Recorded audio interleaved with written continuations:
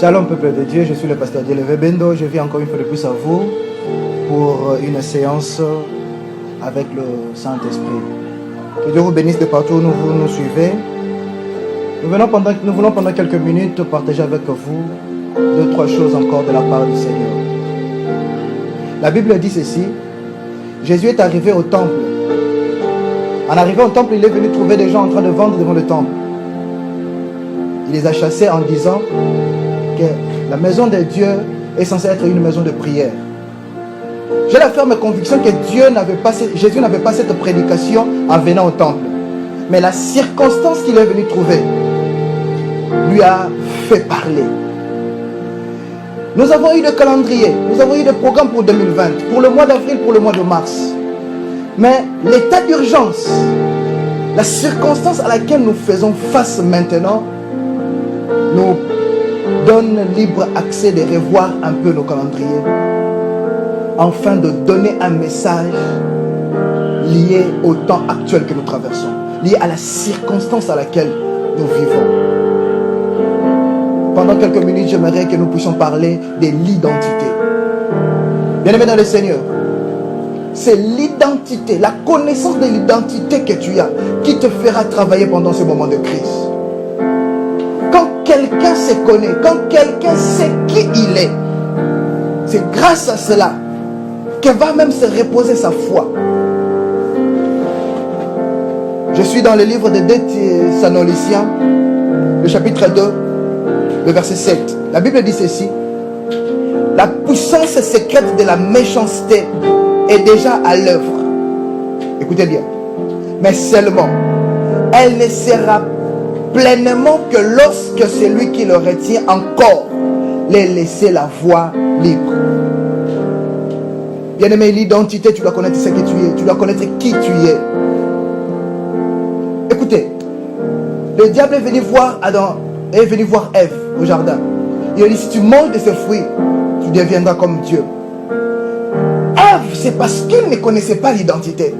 Il ne connaissait pas qu'au préalable, il y avait une parole qui était dite: que faisons l'homme à notre image et à notre ressemblance. Ève n'avait pas à envier de devenir comme Dieu, parce qu'il était déjà, depuis le jour de sa création, il portait déjà l'identité d'être Dieu. C'est à cause de la séduction. Bien aimé, la séduction veut dire égarer quelqu'un sans que celui-ci ne s'en aperçoive. Et c'est ce que nous voulons vivre maintenant. C'est ce que le diable planifie: nous séduire de notre identité, nous égarer de ce que nous sommes réellement. Et j'aimerais profiter de cette circonstance, pendant que tu es dans ta maison, pendant que tu es confiné, pendant que tu ne sais pas comment accéder. J'aimerais te dire que tu as une identité. Et ces gens-là même, les gens du monde des ténèbres, les gens de la méchanceté, connaissent que tu as une identité qui leur font peur. Car la Bible est claire en disant que les hommes méchants, l'antéchrist comme on l'appelle, est déjà à l'œuvre, l'iniquité est déjà à l'œuvre. Mais il ne peut pas agir parce qu'il y a un maître qui l'empêche d'agir. La Bible dit: il agira dans sa totalité quand celui qui le retient lui donnera accès. Ah, donc cette méchanceté est limitée par une force qui le retient. Cette méchanceté est limitée par une puissance qui le domine encore. Cette iniquité est encore sous les pieds, sous la domination de quelqu'un qui l'empêche à exploser comme il le veut. Je suis venu te dire: tu appartiens à cette race. La Bible dit: il faut que celui qui le retient lui donne accès. Celui qui le retient, c'est un système. L'ensemble de travail qui retient l'iniquité d'accroître. Le Saint-Esprit en nous, l'Église, la prière, la méditation de la parole de Dieu sont là le système qui empêche le diable d'exercer dans sa totalité. Ils ont peur, ils savent que nous sommes encore là, nous sommes une puissance, nous allons empêcher l'iniquité d'accroître, d'atteindre les dimensions qu'eux veulent que l'iniquité atteigne. Voilà pourquoi ils sèment la peur et le doute en nous, pour que nous brisons ce système, afin que l'iniquité prenne encore de la place, croisse encore plus. Mais je viens dire à quelqu'un, ne cède pas à la peur, ne cède pas. N'oublie pas le système qui nous fait gagner. N'oublie pas ce qui empêche l'iniquité d'accroître. C'est la force du Saint-Esprit par le biais de la prière, de la méditation, de la connaissance de la parole de Dieu. C'est ce qui fait que l'iniquité ne croisse pas. Il faudra que nous soyons enlevés, que ce que nous faisions sur la terre, que nous ne le fassions plus, afin qu'il prenne accès. Mais tant que nous allons faire ce que nous avons appris à faire, prier, gêner, intercéder, rien n'ira au-delà de ce qu'ils sont en train de prévoir. Car nous sommes encore là. Et j'aimerais te dire, même si tu es seul, la Bible déclare, avec Dieu, formons une majorité. Même si tu te retrouves loin de tes siens, même si tu te retrouves où, mets-toi ça à l'esprit. Crois fermement que c'est à cause de toi que le coronavirus n'a pas encore atteint les proportions de la population qu'ils ont estimées. Parce qu'il y a encore de ceux-là qui croient que la main de l'Éternel n'est pas courte. Que la prière peut atteindre nos parents, même à distance, pour les guérir de ces fléaux. Il y a quelque chose de nouveau. Il faut seulement que tu croies. Parce qu'ils sont en train d'utiliser le média. Ils sont en train d'utiliser tous les moyens possibles pour semer la peur. Or, quand quelqu'un a peur, il est impossible de mettre la foi. Il lui est impossible de croire encore à son identité. Mais moi, je viens te dire, crois fermement.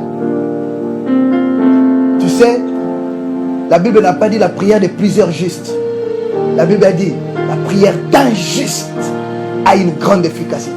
J'aimerais te dire, même si tous les pasteurs se tuent, même si toute l'église est fermée, si tu es juste là où tu te retrouves, tu es capable de prier Dieu et les choses vont changer. À toi seul, tu es capable de renverser plusieurs forteresses. À toi seul, sois seulement juste là où tu es. Développe cette foi.